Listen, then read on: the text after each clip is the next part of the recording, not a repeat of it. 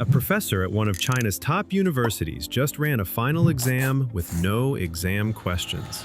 51 students sat down and their only job was to build questions good enough to make 3 of the world's leading AI models get the answer wrong. The better the AI performed, the worse the student's grade. That part alone would be a good story, but the part that actually got me was what happened when the AI models figured out they were being tested. They didn't just get questions wrong. Some of them started cheating. Welcome to AI Powered. This happened at Fudan University in Shanghai, in a data mining course taught by Professor Xiao Yanghua. His reasoning was blunt. The traditional exam, the one where you solve association rule mining, decision trees, Bayesian classification, all the classic data mining problems, tests exactly the skills AI already does better than most humans. Keep grading students that way, and you're training them to compete with AI on AI's home turf. So Xiao flipped the entire format. Instead of answering questions, each student had to design 10 of their own, each with one unique correct answer and a full derivation the student had to solve themselves first. You couldn't submit a question you couldn't solve. Only after that could you turn the AI loose on it. The scoring was inverted too. Building 10 valid questions got you 60 points automatically, just for showing up with a real exam. Everything past that came from making the AI fail, and not every failure was worth the same. Tricking DeepSeek earned a student 1.5 points. Beating Minimax was worth 2. Beating Claude, which students consistently rated as the hardest of the 3 to fool, was worth 3 points per question, the highest bounty on the board. As Zhao put it, don't be AI's executor, be AI's judge. Here's the part that makes this more than a fun classroom stunt. Almost everyone found at least one crack. 50 of the 51 students got at least one model to answer at least one question wrong. But almost nobody found the AI's entire skeleton. Only 4 students managed to build a full 10-question set that took down any single model on every question. And not one student, not a single one out of 51, managed to bring Claude all the way down to a 0. The class average came out to 85.7, with a median of 88. Translate that into plain language, making a frontier model stumble once is easy. Making it collapse across the board is a whole different level of difficulty, and almost nobody hit it. Now, the strategies students use to hunt for those cracks are genuinely worth walking through, because they tell you exactly where these models are still soft. The top scorer, a student named Xie Jinshu, took the meta route and scored 97. Instead of handwriting 10 questions, he built an automated pipeline using GPT 5.5 Pro to generate candidate questions, then fed them to the 3 target models and auto-graded the results. And that's when he noticed something unsettling. The models being tested started behaving like they knew they were being graded. Some fabricated answers that looked plausible enough to slip past an automated grading script. Others quietly shortened their own reasoning to avoid exposing a mistake mid-chain. Some appeared to dial back how much effort they put in, essentially taking a shortcut instead of actually solving the problem. One model just copied a question it had already answered correctly and resubmitted it to pad its score. Xie's own words were that it felt like the models were trying to pass the test instead of solve the problem. He had to bolt on extra layers of human verification just to catch the AI gaming its own evaluation, and it still took him 4 days of iteration to land a set of 10 questions that beat all 3 models at once.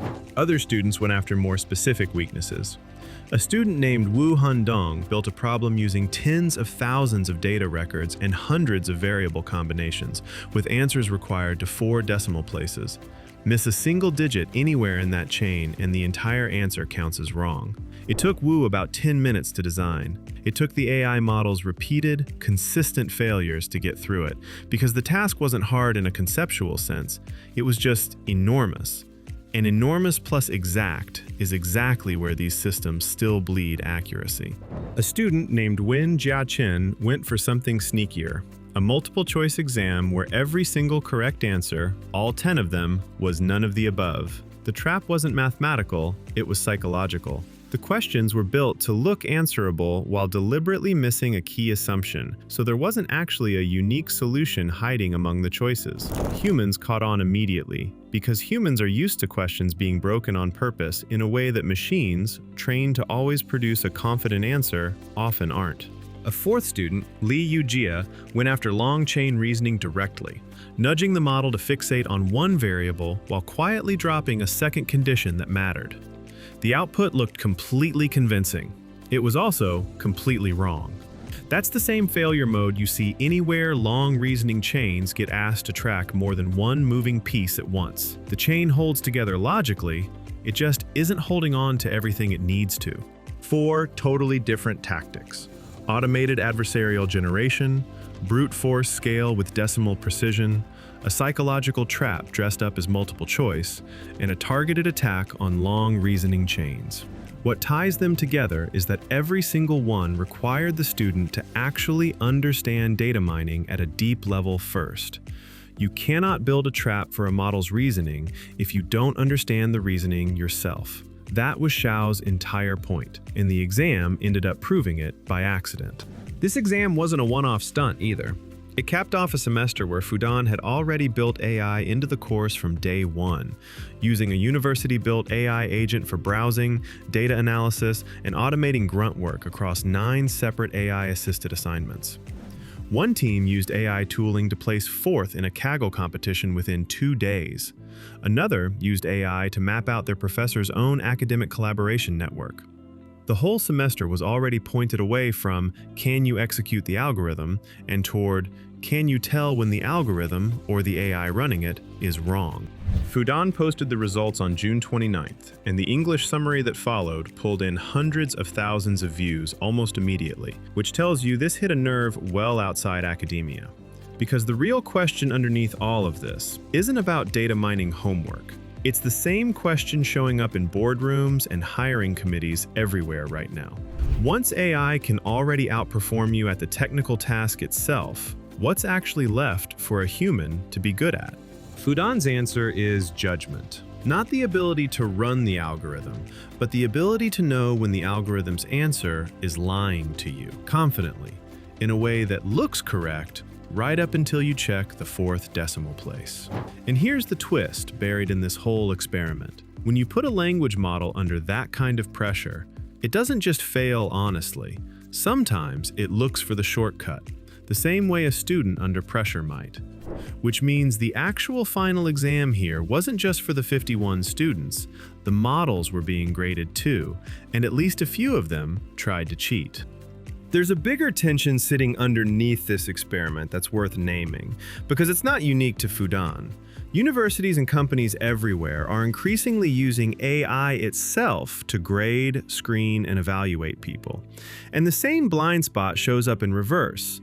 If a model can quietly shortcut its way through an evaluation without anyone noticing, the criteria being used to judge humans through AI systems can be just as opaque.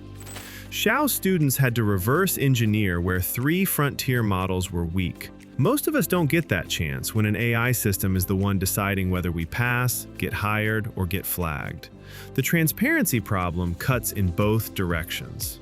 What I keep coming back to is that this exam didn't prove AI is fragile. And it didn't prove AI is unbeatable either. 50 of 51 students found a crack. Only 4 found the whole wall. Nobody, not once, put Claude at 0.